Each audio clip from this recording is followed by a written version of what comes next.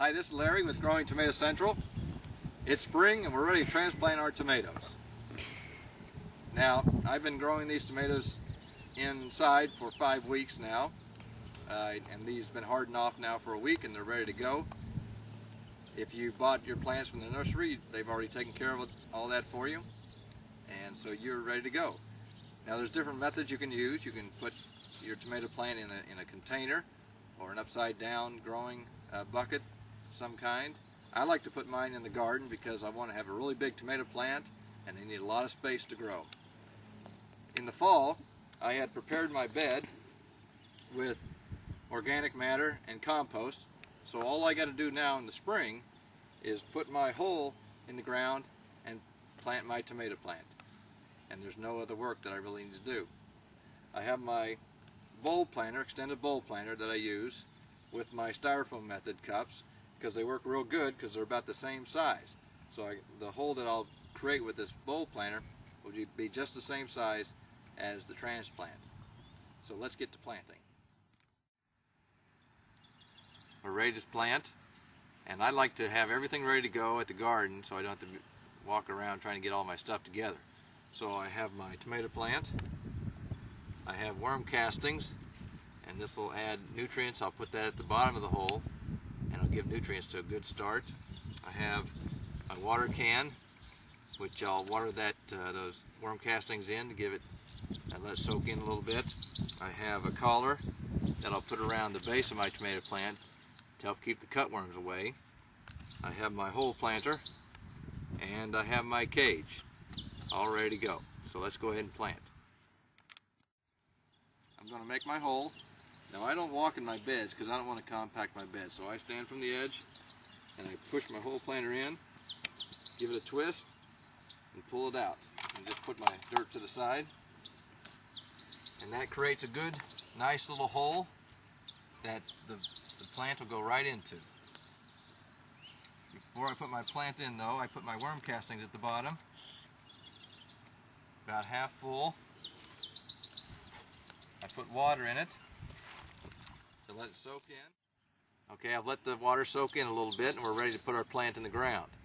Now, before I put the plant in the ground, I prune off all but the top leaves, and that way it'll provide for new vines to come right out of those notches that then will spread out all along the cage. So I'm just going to prune off this leaf. Now, for those who don't know, this whole piece is a leaf, not just this, but this whole section is a tomato leaf. So I'm going to prune that off about 1/4 inch from the base of the plant, and I'm going to leave only this top piece that looks like that. Now, it may be scary you a little bit, but that'll really create a good tomato plant. So I'm going to pull it out of my styrofoam cup, and you see those strong roots? That's what the styrofoam cup method will do for you, give you a good root base. I'm going to put that in the hole, work it in like that. Give it a little bit of water again.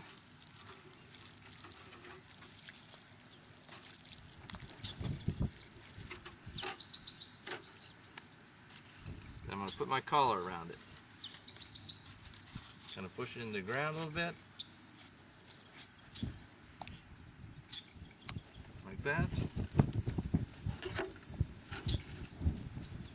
And then what I'll do then is I'll put paper around here, and I'll put hay on top of that paper, and that'll keep the weeds down. I won't have to worry about weeding around the tomato plant. And once I have that done, then I'll put my cage and just move it in, and there it's ready to go. So we have all the tomatoes in the ground. We put the mulch all down.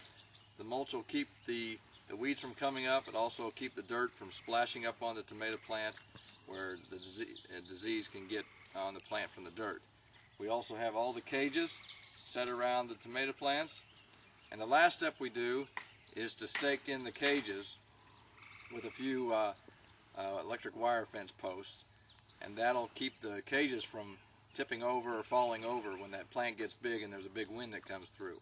So, and I do it right now because we don't want to disturb the roots once that plant gets big. So we do it now before the roots get big, that way we don't disturb them.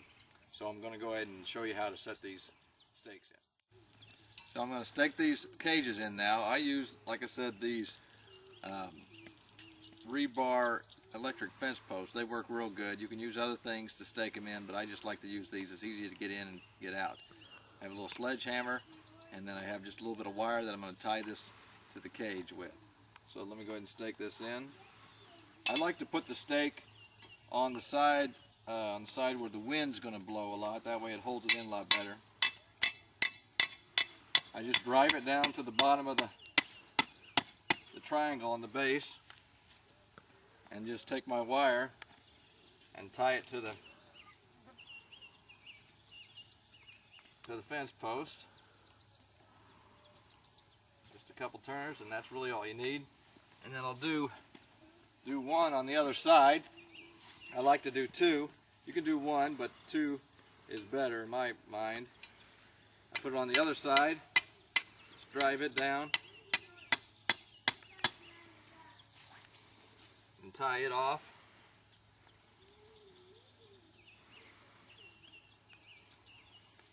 And there you have it, all ready to go for a bountiful harvest.